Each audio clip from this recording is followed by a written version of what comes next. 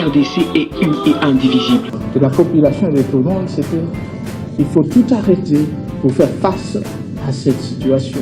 Et que nous ferons de cette terre richement bénie un réel havre de paix, de prospérité et de progrès social.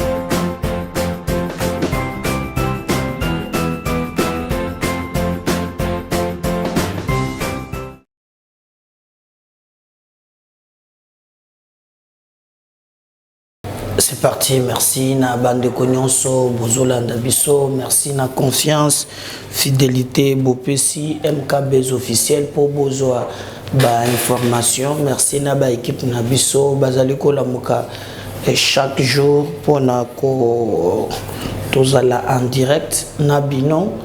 Bazo mesika ba équipe nabiso bazo qui était sur terrain kolokole bino ba information bazali vraiment on a besoin de votre soutien.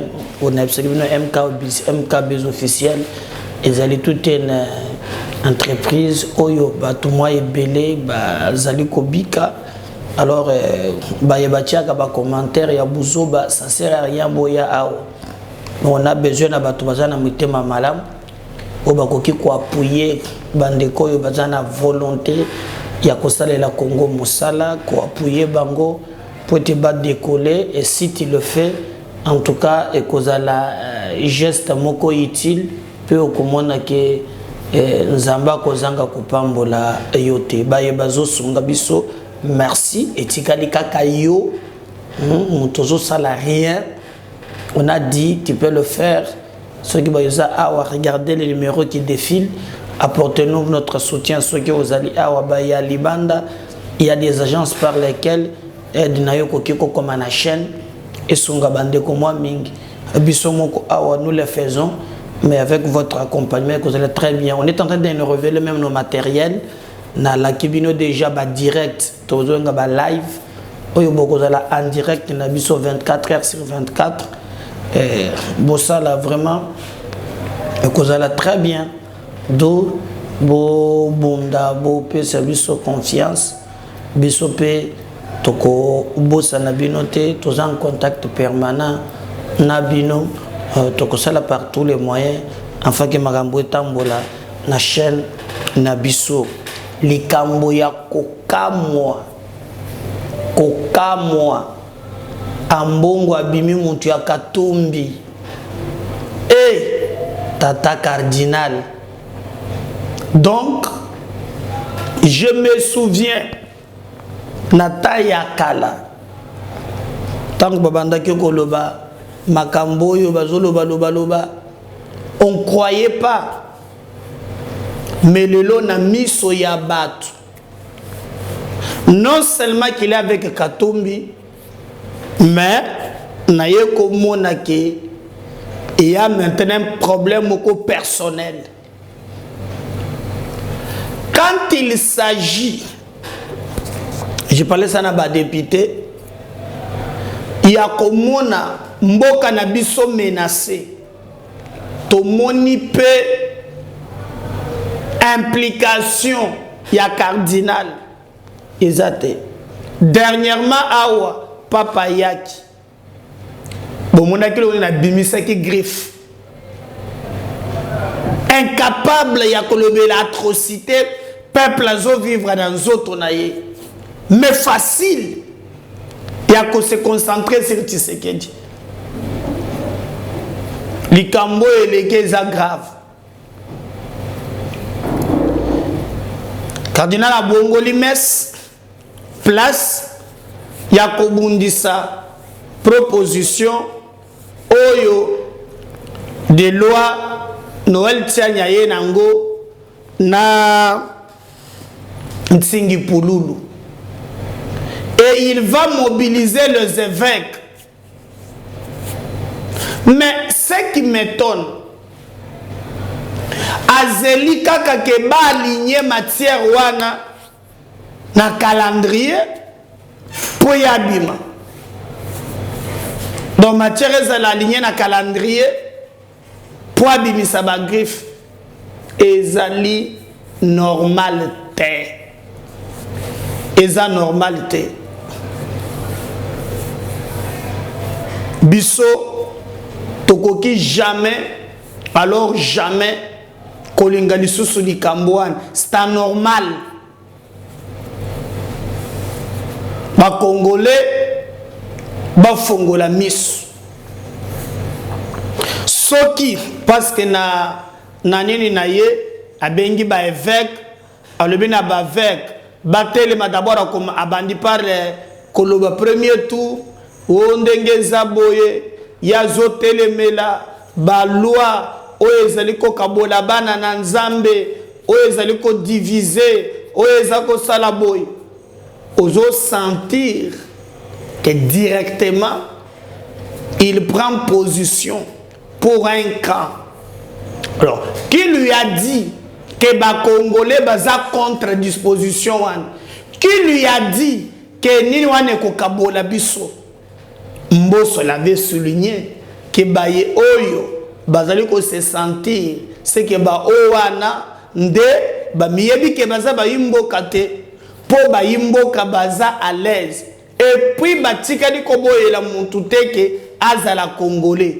Agitation oyo cardinal abimi nango ebo eza ngusu roche tour ya liboso tango Noël Tiani alobaka le kambo oyo abimaka lisusu.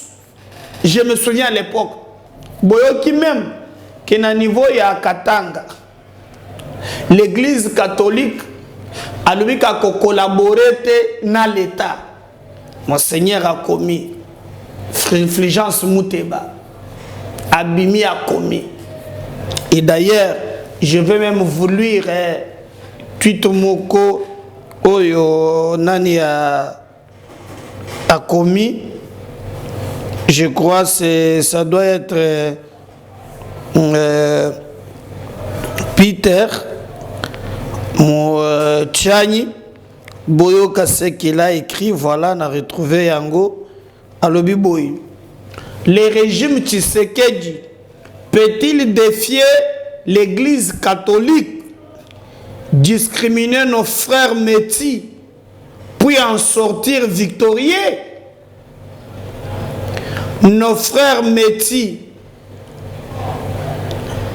Tshisekedi peut-il déchirer la constitution en crachant sur le pacte républicain conclu à Sun City? À ce point d'interrogation. Le régime Tshisekedi peut-il cracher sur la mémoire de Bemba Saolona, Syndicat Dokolo, Mamadou Ndala pour faire passer cette loi? Ce régime aux abois devrait marcher sur nos cadavres de Congolais. Mais quand vous parlez que le régime sur le cadavre de Loba que yo muntozana ba intérêt na yo konali mbolango na lingalobi bokonzo ya Tshisekedi ekoki ko défier église catholique na kotia na mupanzi bande kona biso ba meti te mobeko oyo e yali kotia bande kona biso ba meti e pa ite ba pekisi bango te ndingisa. Ndeko moko azali na Katanga wana kumune na Zem alina ye juif soki israélien soki libanais azala à l'aise ba pekisi te ke monto ba discriminer te po ata oza meti ba pension droit ya ko postuler comme député national ba wana eza bongo te. Alors alobi puisse défier l'église catholique? Non. Kokende ko s'appuyer l'église catholique te. L'église catholique, bato baza ko confondre. Bato bazo loba o ce qui est arrivé à Kabila et kokoma le petit Tshisekedi na église catholique te. Autre temps, autre mers. Lorsque vous quittez le contexte, vous tombez dans le prétexte. Natan yakala régime ya Kabila esila ka mandat. Tango mandat na bango esili nde balingaki batingama na makasi balingaki ba changer constitution nde église catholique à l'époque na batu nyonso batelemelaki yango les cas sous examen eza makambo ya koela mandate parce que Tshisekedi selon la constitution ali na droit ya se représenter les sous. Toloba maintenant ce comme en 2028 alingi atingama wana tokomi na likambo mususu. Mais d'emblée koloba keo l'église catholique veut défier Tshisekedi veut défier l'église catholique comme si le régime Tshisekedi moutomi proposition de l'eau ali lukuta na chantage. Au moni alobi le régime Tshisekedi peut-il déchirer la constitution? Je vais lui rappeler que mibeko basala kayango pona batu. Raison pour laquelle bandeko mususu basala ka mibeko badape yango na ba réalité ya société. Nous sommes un peuple oyo bazali vraiment menacé. Pona nini toza infiltré. L'infiltration est symbole cannabis au ciment.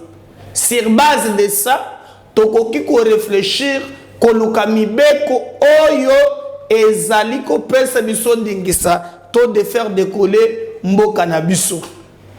Dans la constitution, basalango pona peuple. Et quand le besoin se présente pour l'intérêt général, on n'hésitera pas. On a yakobanga groupe moko boyabat. Te. Alors, le régime Tshisekedi peut-il cracher sur la mémoire de Bemba Sawolona? Le Gola Bayebi que Bemba, Aza maintenant Tshisekedi, tout le monde se souvient du Kambuya Bemba, pour Bemba Zala, Waneza diversion. Alors, à Suga le Beli Sousou, le régime Tshisekedi, papa, syndicat de Kolo, Mamadou, Ndala, pour faire passer cette loi, ce régime aux abois devrait marcher sur le cadavre des Congolais. Alors, lorsqu'ils ont osé que le régime est aux abois, et qu'on tambo na cadavre ya ba Congolais. Loba ke kotambo la paix et kotambo la terre, lui le que non, il n'y a pas de Congolais, il y a un groupe d'individus qui se retrouvent na Babylone Koan, mais il n'y a pas régime au Bokoro Bakeno, le Congolais, un vrai Congolais ne peut pas accepter que Mouto Ali Congolais te aya kamba mboka. Non, la Bible interdit ça. Boko qui jamais kozo mopaya azala mokonzi na bino. Soki boko mi na moma wana bopo na mwana mboka akamba bino. Mais je vais vous laisser suivre Makambo Ambongo Alobi. On va revenir juste pour continuer avec notre émission NMKBZ officiel, votre chaîne de vérité. A tout à l'heure, on suit Ambongo. On revient après. Avec le nouvel archevêque, je vous exhorte à résister aux discours de haine et aux initiatives qui excluent et divise le peuple de Dieu.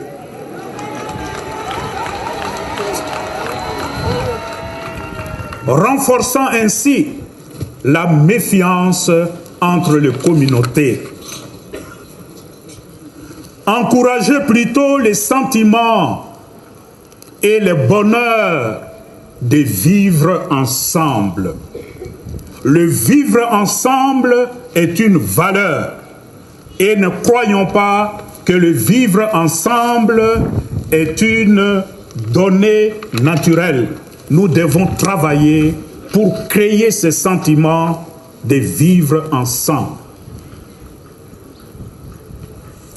C'est pour moi l'occasion, au nom des évêques du Congo, notre Senko, et du peuple congolais, de stigmatiser le dangereux projet de loi sur la congolité qui ne promet point la cohésion nationale tant souhaitée.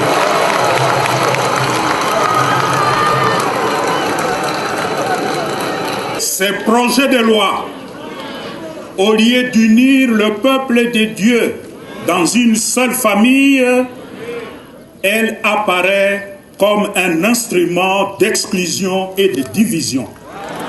Je vous invite tous à rester extrêmement vigilant par rapport à toutes ces initiatives dangereuses qui n'ont comme l'unique mérite de créer la tension au sein du peuple.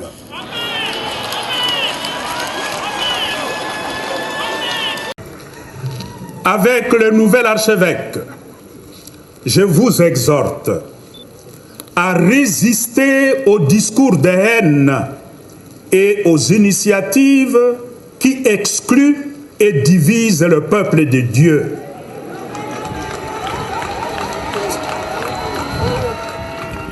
Renforçant ainsi la méfiance entre les communautés. Encouragez plutôt les sentiments et le bonheur de vivre ensemble. Le vivre ensemble est une valeur et ne croyons pas que le vivre ensemble est une donnée naturelle. Nous devons travailler pour créer ce sentiment de vivre ensemble. C'est pour moi l'occasion, au nom des évêques du Congo, notre Senko, et du peuple congolais, de stigmatiser le dangereux projet de loi sur la congolité qui ne promet point la cohésion nationale tant souhaitée.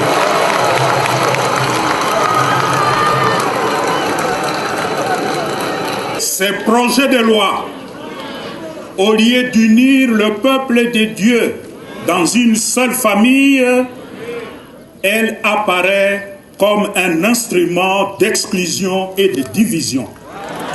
Je vous invite tous à rester extrêmement vigilants par rapport à toutes ces initiatives dangereuses qui n'ont comme l'unique mérite de créer la tension au sein du peuple.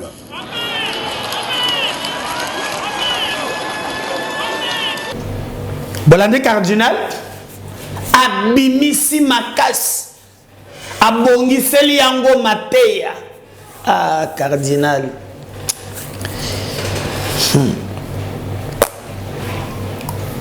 Cardinal, mawatroa, abimiseli yango mesisa. Alobi vraiment zo réclamer. T'as côté à tabana na nzambe, taillé pour nous défendre un camp. C'est pas bien. C'est que cardinal azosal. Yé moko azanganga nzambe, ayebi makambo bien. Epeki sami. Kozala na mupaya mokonzi.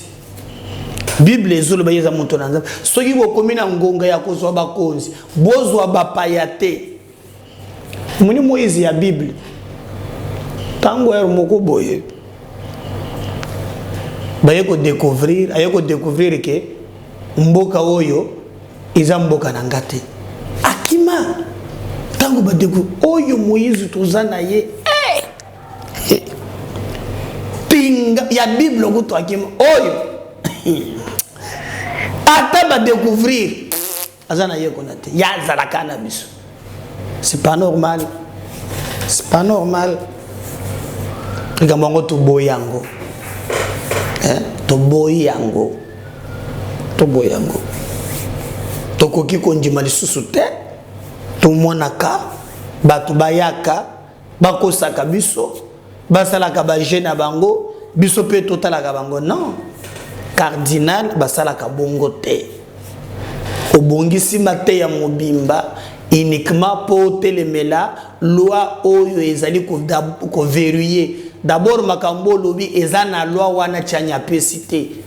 Problème ba métier awa ezate ici ba lobi ka bazali ko serrer loi par rapport à ba infiltration de connaître makambo yo yenango que diviser le peuple veut dire diviser. C'est un groupe des opportunistes oyo bazali ko se retrouver sima ya bapayande baza frustré.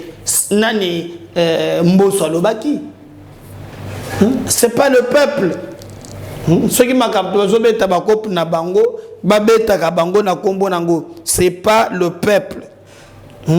Ce que moi je peux na koki koloba na yo, ezali peuple té. Oh le peuple, non non, le peuple n'est pas dans ces histoires là. Comme na otu koloba, ezali groupe, il y a ba individu, oh yo vraiment ba zali ko sala biloko oana. Et nous demandons à notre peuple de s'opposer à la démarche. Même les catholiques, je ne sais pas, ceux qui sont catholiques, bakolinga, mboka na biso, tozala kaka na bapaya. Tozala kaka na bapaya, togo défendre mboka na biso mon côté, tozala kaka na bapaya. Bino boko ndimango bongo, eza mabe, papa cardinal, les habientés. Tout le monde qui a tout ça. Et il a engagé la Senko, c'est que bande réunion soit Senko, bazar d'accord na biloko wana. Mais moi ce qui me touche, na moni awa député Moko, akamati inspecteur Gilles Alingeti, alobine kazaka sénégalais, aza sénégalais. Mais vous avez vu, malgré Onyo sur l'Obiwan, Kaza sénégalais. Est-ce que l'eau comme Malongé Salama? Rien. Rien. Est-ce que Bomoni, quand même, cardinal, comme il dit qu'ils ont déchiré, abimi peu, pour le que non, non, non, non, oh, bon, le rien. Mais lorsque va toucher Kaka, côté Kachobwe, première fois abimaka, cette fois c'est abimi les sous. Il joue quel rôle? Il y a pasteur, protecteur, ou bien Azana ba intérêt bon. Mon équipe awa, magamba mitu kondenga se comportaki, et c'est là qui peut dignité. Et Moussari Nanzamba cause de la matérialiste. Il doit être vraiment un souci à battre. Pour pas se tous en ango lelo. Congolais, oui, Congolais, mais quand on a un niveau, on vous amenez quelqu'un. Tala bana besoin de sécuriser est ya Congo. Bazaba Congolais. Bato bazo terroriser est. Bazaba Congolais. Regardez ce qu'aujourd'hui Rwanda Sali. Mais on a eu dans ces pays James Kabaré, le chef d'état-major. On ne peut pas comprendre que Yangu sous roche. Et sengeli sous na moya lelo bisozo tika la kana babilo ko wana to comprendre que le côté finalement tozolo ka to salani si c'est ça le ko tozolo ka donc et ça sur la sensité pour ceux qui bato nyos ko mi ko défendre abat do toka bamboka loi wana alors que loi wana ezali ko rassurer bola ndembola makamu cardinal ambongo alobi. Pour moi, et comme Singal, je ne pouvais pas m'attendre que Namona papa cardinal. Aya penza, aloba makayo ya lubiwana, eza pasi na mawa. La pasi na mawa. Pasi makasi. Mais moi, je pense que, comme et comme il y a menace, alors qu'est-ce qu'il pense maintenant? Tout ça, on est na Kabyle. Catholique abimisa bato nanzela bato bata ba congolais même ba yeboza l'église catholique ne cédez pas dans les cambouan loi basi ba aligné yango na calendrier loi basi ba aligné yango je peux même collecter sabino calendrier ao oya ba matière oya ba ko traiter ezali loi ezaligné alors ba oyo bango ba monique hein ton a droit ya ko défendre mboka na biso il faut ba recourir na ba méthode mususu et talibango mais pour nous en tout cas tozalisima il y a disposition il y a loi one moi personnellement nazo soutenir yango na ibisa kibino c'est que l'église catholique fait bazo kanisa ke bakobimisa bato nanzela et les autres comptes na appui wana pour te basala makambo na bango ekolekate Même dans l'église catholique, ils ont pas que non, tango ba aligné, bazo préparer déjà riz. Boyoki déjà te que tchanya le que non, to ko tambola na ba congolais ba gouvernement ko tambola na ba cadavre ba congolais comme si les congolais bazalaki aussi inconscients qu'on les pense pour na makambo wana ekoleka ata mukete. C'est que catholiques, je parle pas aussi des catholiques, hein, tous les catholiques n'accepteront pas. Mais je pense qu'ils ont le point de vue à Mbongo, ou ceux qui émettent un point de vue qui n'a rien à voir avec la Bible.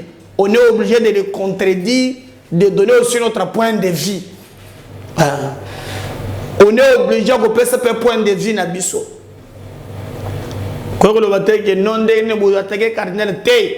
Il a émis un point de vue sur la place publique et nous avons le droit, nous aussi, de notre point de vue. Mais ce que je Maman Maria, on s'incline. Mais ce que je du respect. Mais à ceux qui a émettre un point de vue, nous avons le droit aussi. Il y a côté le mélaillé. Net na likambo ya lobby, kazo mobiliser bangabana na nzambe banganga nzambe pona makambo ya loi au départ de main bisoto boy. Et c'est de notre droit yakoboy to boy. Le reste maintenant to mona ndengenini bakoya kolekisa yango mais asengi a mobiliser bandimi ya catholique pour te battre mabasa la bloc battre la loi sur la congolité selon lui ezali ko congolité ko tout est pour la loi il y a verrouillage pour na ko accéder na ma fonction o ezali ya likolo pour na boela moya mboka na biso. J'attends aussi à Mbongo lorsque bazo attaquer pe ba congolais mususu. Je levé na soulevé quand il y a Gilles Lingeti ao. Lui aussi a le droit d'être protégé. Je n'ai pas entendu ata mokolo moko bango ko réagir dans ce sens-là. Na moni ata mokolo moko te. Alors il faut vraiment tokeba na souci batu bazanango ou bien objectif batu badolo ko kozana mboka na biso. Marche oui, batu bakotambola, mais ça n'empêchera pas que disposition wana et à la débattre na niveau ya assemblée nationale, et à la débattre au niveau ya assemblée nationale. En tout cas jour wana ngamoko na kozala vraiment pour na ko jauger topé kotala likambo wana ndenge kozalela. En tout cas ngamoko na kozala na mona ndenge nini ekoleka. Pour ceux qui pensent que loi neza mabe comme les catholiques, je respecte leur point de vue. Mais moi, je pense avec les Congolais, tu as obligation, il y a qu'à défendre l'intégrité yambo nabiso, na ko verrouiller yango pour que bayi oyo bazali vraiment na ba idée ya mabe penza vraiment bazo occasion te ya ko déstabiliser mboka nabiso. Bande konanga to kobeta pe di solo na muanga chuchu na sino kombo wana zera pelenga mwana ya siana tusambela na yo madoza mwana muketo benga ke chuchu. Alors parce que père mokolo bo kombo na chuchu yango bo ne ba événement yon sozo sala boy. Qu'est-ce qui s'est passé na prison ya Makala? Muanga chuchu wa na semino ko banda ko panza nteke. Alors, à l'obillé, Bamanduki, Oyazanango, pour les gens, on dit que non. Ndengezawana, Bachebabwakeleki, Minduki Nandaku, Azalakina Minduki te, Ezali Baje ya régime, Yazalakana Minduki te, Minduki wana Babwakeli, mais yé moko suko na procès, à reconnaître Kazalakana ba Minduki. Et tango batoni Minduki, aux yeux à l'époque, Mouyej, Azaraka ministre de l'Intérieur, Boyo Kanan, à l'époque, Mouyej ministre de l'Intérieur, nde bapesa ye ndingisa selon ye ya kozala na manduki na ndako. Donc bakombo ebandi kobima Richard Mouyege. Mais eza ebele o monga tu fallait attendre. Mais dans un premier temps, attendre kombo ya Richard Mouyege. Mangenze. Alors, je vais vous laisser suivre. Boyoka makambuye mukwa sambaki na procès la ki na makala. Bakombo batukomi ko tangam. Hein? Je vous avais dit non? Bakombo ko mi ko tangam. On suit Mwanga Tchouchou. Tchouchou. On vient juste après. Compléter, c'est très simple. Moi j'aurais bien voulu que je sois présent quand on va ouvrir mon coffre, où mon épouse est me représenta conseil, avocat conseil. Donc que ça se fasse en présence de votre représentant. Si je peux. Qui est prescrit d'ailleurs parce que le principe du contradictoire qui contient l'arrêt veut que tout se fasse de manière transparente. Ok, vous avez sa réponse. Il disait ceci, même si nous le faisions, cela doit se faire en présence de son représentant. Maintenant que ça se fait ici, souhaite-t-il que nous puissions le faire, nous, ministère public, avec ses représentants, ou que cela se fasse en audience publique sur réquisition de la haute cour? Et donc, pour qu'il soit là, ça doit être dans une audience publique. Donc, il souhaite que ça se passe en sa présence, en présence aussi de ses conseils pour qu'on découvre ensemble ce qu'on lui reproche. Donc, en audience publique, devant tout le monde, la Cour va faire une réquisition à expert contentieux. Quand j'étais à la DEMIAP, nous avons constaté qu'ils avaient laissé ou traîné à la maison une deuxième clé. Et j'ai dit à la DEMIAP que le coffre s'ouvrait seulement par 2 clés, qu'on n'avait jamais utilisé les numéros de code. Ils n'ont pas voulu m'écouter. J'ai demandé qu'on appelle mon épouse qui ramène la 2e clé qui restait. Ils ont refusé, ils ont amené des gens, ils ont tout cassé, ils n'ont pas pu entrer et la clé est revenue. C'est trop tard, monsieur. Comme ils ont abîmé le coffre, il faut le casser, c'est tout. Comme ils ont cassé, moi je suis parlementaire, donc je regarde de gauche à droite. Je m'excuse déjà. Alors, à ce moment-là, j'étais là, j'aurais dit, ne cassez pas parce que je ne mens pas. Ils ont dit que je mentais, que j'avais changé les numéros. J'aurais dit que je n'ai pas utilisé mon coffre avec numéro et les clés. Donc, je n'ai aucun numéro à donner, même si je l'avais, ça ne donnait rien. Donc la haute cour note qu'au stade L, avec les clés, c'est impossible d'ouvrir. Il faut faire appel à une expertise pour qu'on puisse forcer pour ouvrir. Voilà. Oui, c'est-à-dire qu'il y a là un endroit là où il y a la clé, et au-dessus une autre clé. Ils n'ont pas attendu, ils ont cassé. Donc c'est vide, on ne peut pas mettre une clé dans un vide. Ils ont cassé, ils n'ont pas pu. Et ils ont ramené le coffre-fort à la haute cour. Donc c'est à la haute cour de se décider de ce qu'il doit faire. Okay. Monsieur le Président, je crois que vous l'avez déjà dit que vous allez requérir un expert. Il revient à l'expert de nous dire ce qu'il va faire dans son expertise pour accéder au coffre-fort. Bien. Merci de partager ces liens. Vous likez, vous commentez. Abonnez-vous aussi massivement. À tout à l'heure. Bye.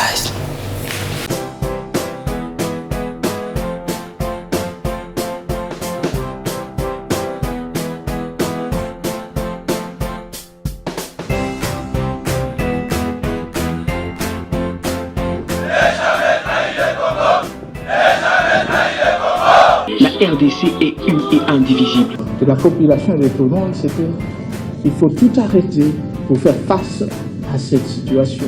Et que nous ferons de cette terre richement bénie un réel havre de paix, de prospérité et de progrès social.